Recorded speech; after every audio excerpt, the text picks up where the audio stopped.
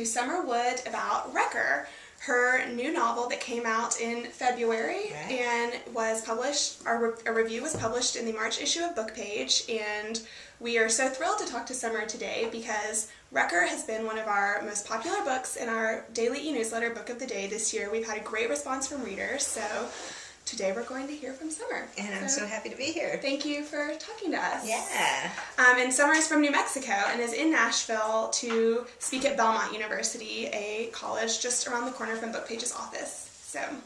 And it's my first time in Nashville. Oh, it's great. kind of fun. Well, welcome. We're happy you're here. Thanks. So first, could you just tell us about Wrecker? Give a what's the book about, and who is Wrecker, and why is he called Wrecker? Okay. Well, the book is about, what it takes to make a family, really. It's about a little boy who is named Wrecker, who was born in a public park in San Francisco in 1965. His mom was homeless at the time. And she adores this boy and is a marvelous mother to him, but 3 years later, series of bad choices and worse luck, she goes to prison and he's sent off to live with distant relatives up in the wilds of Humboldt County of Northern California. So the story is really about what happens to this boy after this most horrible thing happens, how he manages to make it from a scared, angry 3-year-old to a 20-year-old man at the end of the book, but also what is it about mothering? How does his mother make it through 15 years of hard time in prison, thinking that at someday she'll be reunited with him? And how do this unlikely clan of people up in the wilds of Humboldt, these people who had no intention of becoming parents, no intention of giving up a shred of their freedom, they're kind of up there with the effort to get away from the constraints of society, how do they come together to form a family around this boy? So Wrecker himself, he gets his name not after the terrible things happen, but because of just the way that he is. He's just a big, bruising, kind of wild boy who has to throw himself at life. And he grows up with that. And so a lot of the book, too, is about how he has to... how the people who are raising him, and specifically one woman who becomes his mother, who's a very unlikely candidate for parenthood, how she handles his propensity toward destruction. And it's not easy for them. And it's not easy, I think, for any of us who are parents to know what's the right thing, to make the right choices. You're kind of just out there with a wing and a prayer. And that's a little bit what I wanted to explore with Wrecker. Well, I was wondering if you could talk a bit about your philosophy on parenting, or what you think it means to be a parent, because that is really something that I was thinking about a lot when I was reading the book, because it is sort of thrown in your face early on in the book when Lynn, who is Wrecker's, his mother's brother, so Wrecker's uncle, picks him up, and suddenly it's like he is a parent and he has this kid, and there's a line, I think, a person didn't just collect a son from a government office, but he did. And so, do you think that unconventional parents like Lynn and like Melody, the woman who kind of becomes his stand-in mom, are they just as valuable as real parents? And do you think that this book, is there a case to be made for communal parenting, which is unusual? Well, I think it's less unusual than you think, because I think that old cliche about it takes a village to raise a child, there's a lot of truth to that for every kid who makes it through childhood. I think that we have this idea that children are supposed to be parented by a mom and a dad, and that's how it goes. But really, I think that the most successfully parented kids are kids who have a wealth of people to kind of help raise them. Because it's hard to be a parent. It's really hard to be a parent. For so many different reasons, not just all of the busyness that it entails and all of the financial requirements and those kinds of things, but because there's no guidebook for it. There's nothing that tells you this is the right thing to do, because every kid is different and every parent is different. So I think that this is a little bit of an extreme case where this boy who is taken from his mother is sort of, in a sense, forced upon this motley group of eccentrics. But I think we see actually much more of a kind of a less extreme example of that. Just with the people that we know, to see how grandparents have a role in raising kids. And to see how friends and other family members and siblings raise younger siblings. I think it's a more communal activity than we credit it for. But I also really think there's so much pressure on parents, particularly now, to be perfect, you know, to be the super mom, you know, and that's wearing, that's really stressful, and I think so many parents feel like they fall short of that.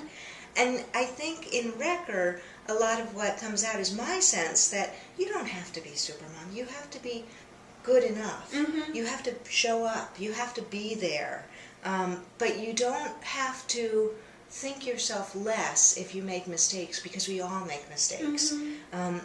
But bringing your own full self and your own love to the child who's in front of you, that's what I love about the characters there, is that they can't help themselves. They can't help themselves from loving this boy. And that's what guides them. Even though they make crazy decisions and some crazy mistakes, it's the love, and even the love of Wrecker's birth mom for him. That's what really kept me going in the writing of the book. Well, no, I think it's a refreshing story, because you said there's not a guidebook for there's not an official guidebook, but there are a lot of guidebooks that come out. A lot of money on them, right? And you know, you're right about the pressure, just given the reaction to Battle Hymn of the Tiger Mother and all that sort of thing. Yeah, exactly. It was interesting because that book and this book came out sort of concurrently, so I got a lot of questions about that. Yeah, I mean, it was amazing how that exploded. It definitely struck a chord. I think it did. Because it matters. It matters how we raise our kids, and we care about that, and we want to do the right thing. But there are a lot of different ways of looking at what that right thing is. Well, I know that you have been a foster parent in the past, and I believe on your website you tell a story of becoming a foster parent to 4 brothers, 4 children, siblings, and I know you say you kind of have a little essay on your website explaining that story, and you say that you didn't write this novel in conscious response to having fostered those children. But I was wondering if that experience, how that informed this book, or did that change how you feel about parenting, or... I think it did. It was a really profound experience for me because it caught me out of the blue. We have 3 sons, and when they were a little bit preteen, they're 2 years apart, and when they were preteen, we decided that it wouldn't be hard for us to become emergency or respite foster parents to a kid who was in need in our community for a night or a weekend for a single kid. We had enough space, and there's always, with a big family of kids, you got kids, neighborhood kids running out and, in and out of the house, and you just have a lot of food there and everything. It seemed like a natural kind of thing to be able to offer. And so we went through the training and became, certified to be foster parents. And we were kind of shocked when the first call that we got was from a social worker who said, we have 4 little brothers. Wow. And the oldest is 4. Shows what the need is. Well, exactly.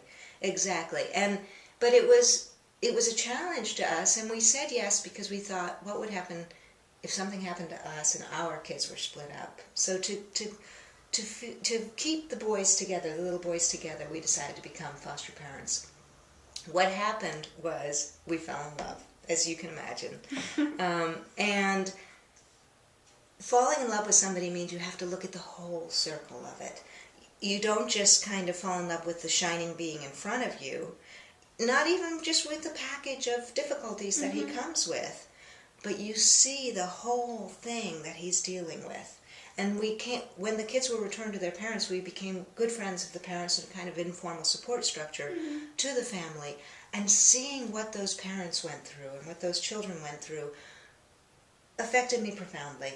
And while I'm not at all an autobiographical writer, and none of the stories in Wrecker reflect on the actual facts of our experience, the emotional content of that is absolutely what propelled me into writing this. Okay. Yeah. Well, yeah, I mean, you can definitely tell the the love that the people in the community feel for Wrecker, and it seems, your attachment to the characters. Yeah, and I was worried for him.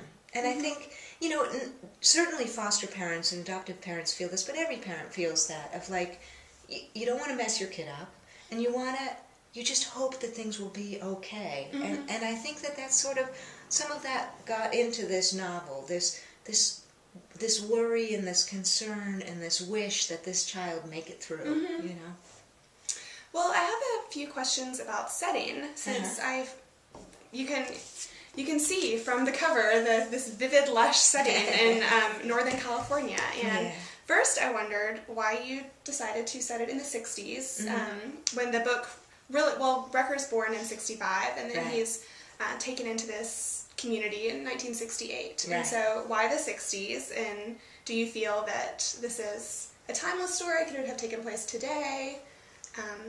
So first answer that. Okay. Well, why the 60s?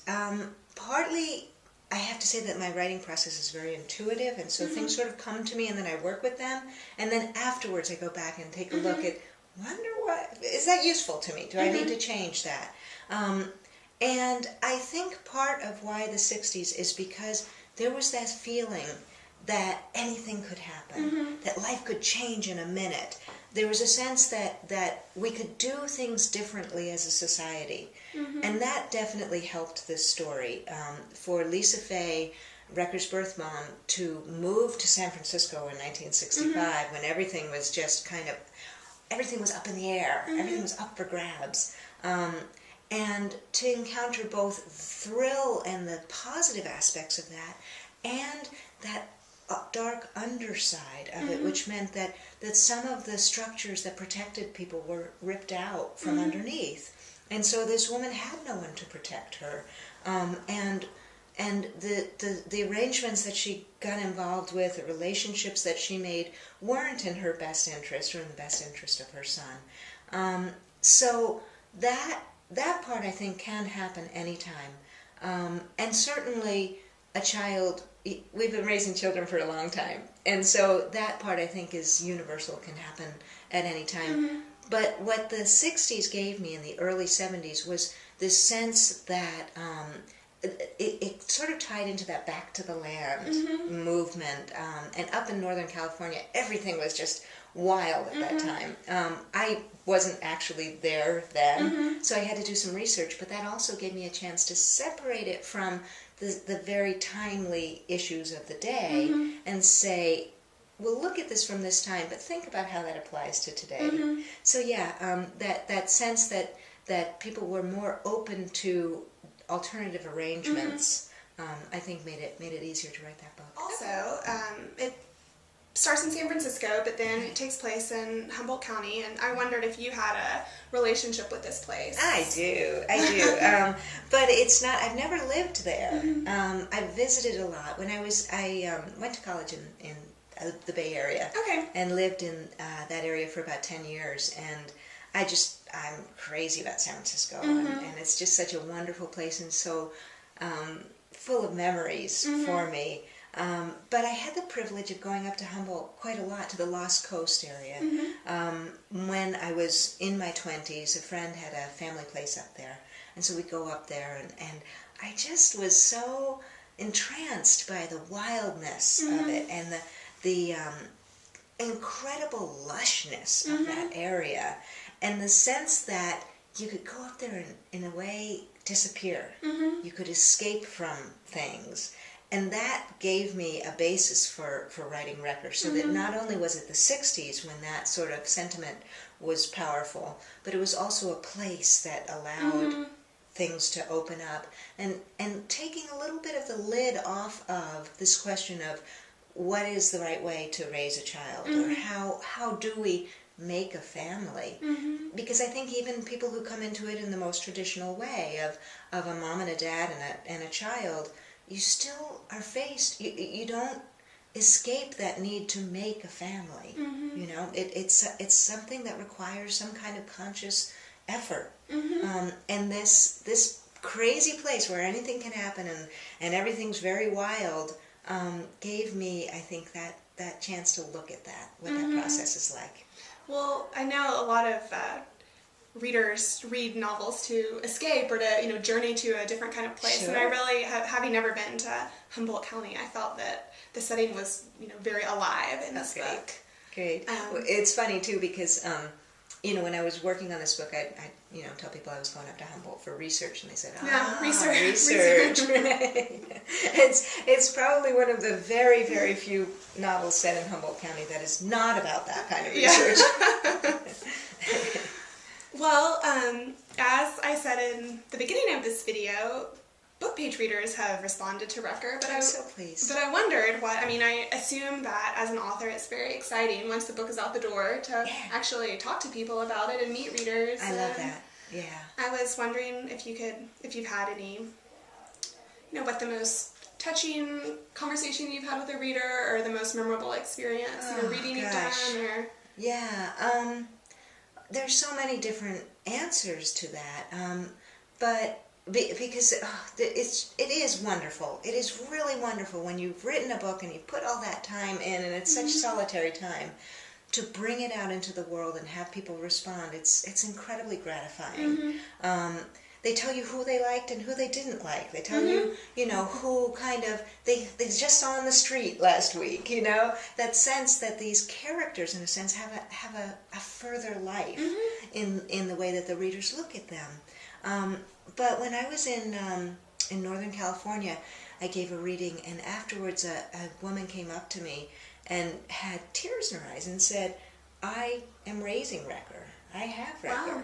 And showed me pictures of her son, her adopted son, and said, I hope that he turns out as well as Wrecker does. And it kind of overwhelms me now, too, to think that maybe what this story is doing for people is connecting with their own experience and making them really care about, what they're doing and their own children. Yeah. Well, are you working on any projects now? I am. What's next? I am. The next one, it's funny because it takes a long time when a book is finished to actually bring it out. And you also do some teaching. I do. I teach through the Taos Summer Writers Conference and some independent work that way. But the writing, and I love teaching, and that's been a really lovely thing for me to kind of move into. But the writing is what anchors me. That's how I know who I am in the world. And so I'm working on a new book. It's been interesting because Arroyo covered about 9 months. For first novel. Yeah, that's right. In a community's life, and Wrecker kind of covers about a 20-year period. And this next one is multi-generational. Wow. I think I'm kind of going in that direction of just expanded scope and time, but I love the sense of community interaction. I can't get away from writing about love. It seems to be the main topic for me in its various forms. This one is set in kind of very southern Colorado, but I'm having a great time with it. Oh, good. Yeah. Well, we can't wait to hear more news about it. You'll have to keep us posted. We'll put it on our blog. Cool. Well, thank you so much for talking to me today and sharing your stories with our readers. And if you haven't already, pick up Wrecker, which is available now. Thanks, Eliza. Thank you.